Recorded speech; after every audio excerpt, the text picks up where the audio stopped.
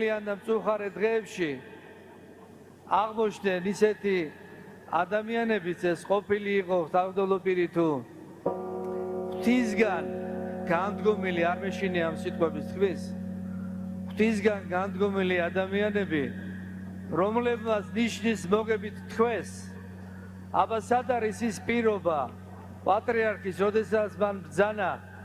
მე უფალი მაშინ წამიყვანს ამ ქვეყნიდან ვიდრე საქართველოს არ გამთლიანდება და სამშვიდობას არ გავა მე დავსვამ კითხვას რა არის ეს თუ არა სამშვიდობოდ გასვლა რასაც ჩვენ დღეს ვხედავთ ჩვენს ქვეყანაში რა არის ეს თუ არა პირობა პატრიარქის აწუხე აღსრულებული მე წაგიძღვებით თქვენ უფლისკენ მიმავალ გზაზე მე არ მიგატოვებ თქვენ არასდროს ვიდრე უფალთან ერთობით არ განვისვენებთ სამუდამოდ მარადიულობაში ასე რომ ძალიან ცდებიან ადამიანები თუ ფიქრობს ვინმე რომ პატრიარქმა რომელიც სიტყვა შეუსრულებელი დატოვა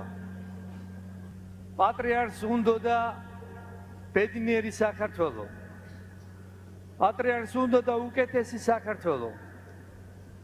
და ჩვენ ეს საქართველო მივიღეთ და მე ღრმად წამს რომ ეს არ დაიკარგება ვიქნებით იმაზე უკეთესები და ისეთები როგორიც მას სურდა მე დარწმუნებული ვარ რომ პატრიარქი ძალიან ბედნიერი